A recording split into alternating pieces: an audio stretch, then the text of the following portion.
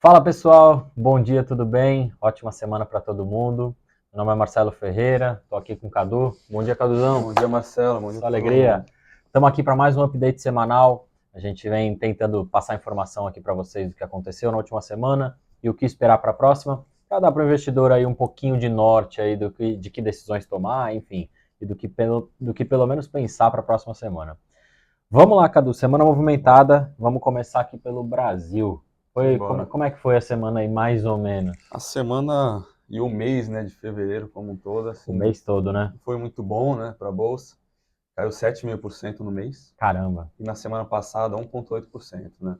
É a mesma história que a gente sempre vê, né? Risco de taxa de juros e inflação, né, que vem atormentando o mercado aí. Uhum. Por mais que a gente foque muito no micro e olhe para as empresas ali, não tem como desconsiderar o macro, principalmente em países como o nosso aqui, né? Sim, Isso tem um sim, impacto muito grande. sim.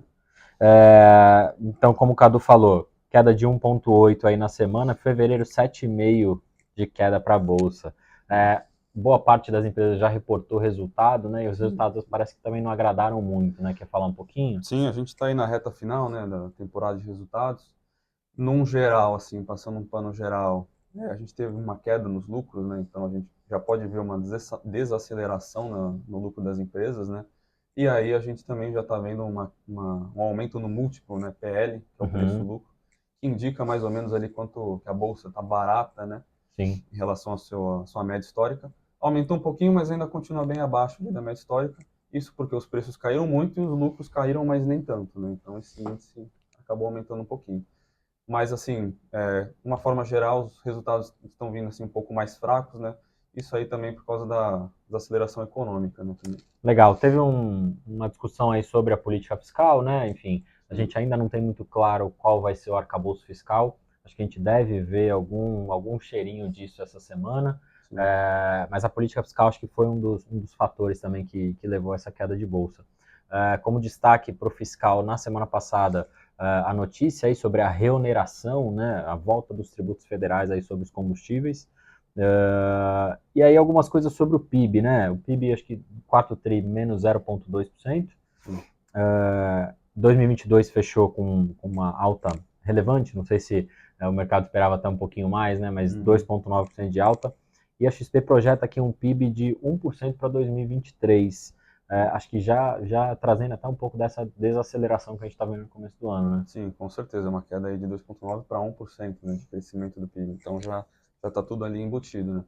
Em relação a outro dado econômico importante, em relação do emprego, né? Uhum. A gente terminou o ano aí de 2022 com 7,9%, né? Taxa de desemprego.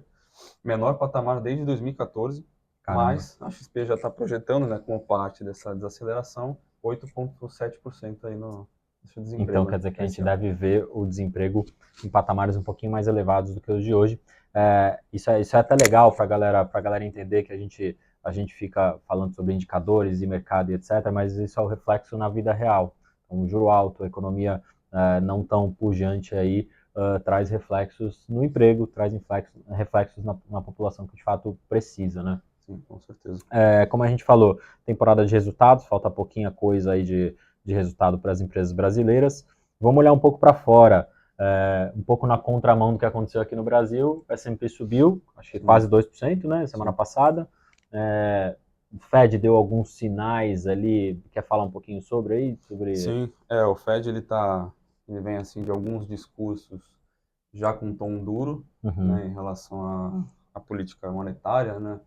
A gente, o que eles dizem, né? A gente vai ter que aumentar os juros, mas a gente não sabe quanto, vamos depender do emprego ali, do consumo, como é que tá, né? O Fed é muito bom no famoso morde-a-sopra, né? É, Eles são campeões ali em... e até é responsabilidade isso, né? Eles têm que dar o recado e eles não podem panicar o mercado também, né? sim, são muito maleáveis ali no discurso, Exato, né? exato. E aí, como a gente vê um consumo lá nos Estados Unidos muito forte, um emprego muito forte ainda, então é muito provável que a taxa de juros continue subindo, né? Pelo menos já na próxima reunião, né? Então, É, o mercado acho que imaginava aí um pouso mais suave, né? Era até a uhum, expressão soft land aí, era a expressão que o sim, mercado estava utilizando para dizer que os Estados Unidos talvez interrompesse a alta de juros com mais tranquilidade do que se imaginava, mas o Fed já deixou claro que provavelmente a gente vai continuar vai precisar continuar sendo duro, né? Acho que é um pouco isso.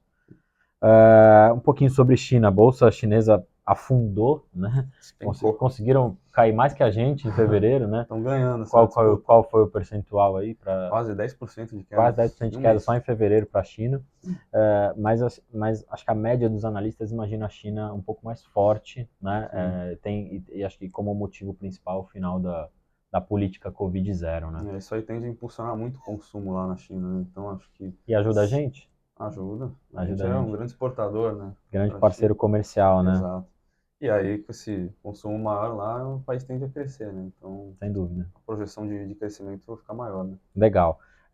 Vamos falar um pouquinho do micro, né? Das empresas da Bolsa. Quer dar um destaque positivo, negativo? Sim, tem 2 destaques, né? Happy Vida aí, resultado péssimo, né? Do que o mercado esperava. Caiu quase 50% em uma semana.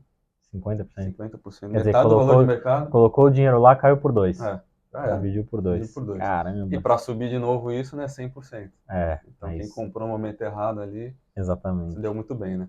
E outro destaque também é para Energias do Brasil, né? E a NBR3, que anunciou aí um OPA, né? Uma oferta pública de ações, ao contrário do IPO, né? Que quando a empresa abre capital na bolsa, o OPA, a empresa fecha o capital na bolsa, né? Legal. Não está protocolado direitinho ali, né? Em todos os moldes, tudo certinho. Tem todo um processo para acontecer, né? Mas a empresa sinalizou que... Já é um anúncio. Que quer fechar capital, né? Legal. Então vamos lá. De destaque, então, negativo, Hapvida, destaque positivo, NBR. Vamos olhar um pouco para o dólar, né? O dólar é sempre uma preocupação aí para as pessoas. Como foi o dólar semana passada? Praticamente 0 a 0, né? 0 a 0. Uma queda de 0,04, manteve aí os 5,20, então quase nada, né? Legal. E todo esse cenário de percepção de risco mais alto, acho que trouxe um problema, né, para os juros, né? A curva de juros abriu. Quando a curva de juros abre, é um reflexo de que o mercado está entendendo que tem mais risco no ar, né? Então o investidor ele exige mais prêmio para investir nos títulos de longo prazo, por isso a curva abre. A gente tem tido recorrentes, né? Recorrentes aberturas na curva de juros. Isso demonstra que a gente está num ambiente de fato turbulento. Fluxo estrangeiro tem um dado interessante, ou pelo menos não tão comum nos últimos tempos, né? Sim.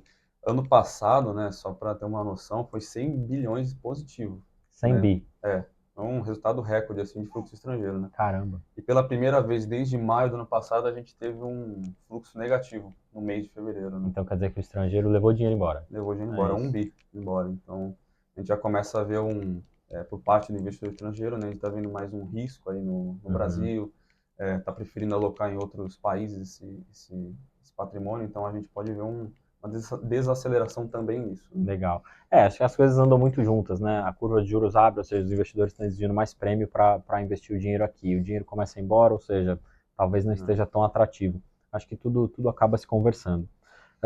Semana atual, o que a gente pode esperar?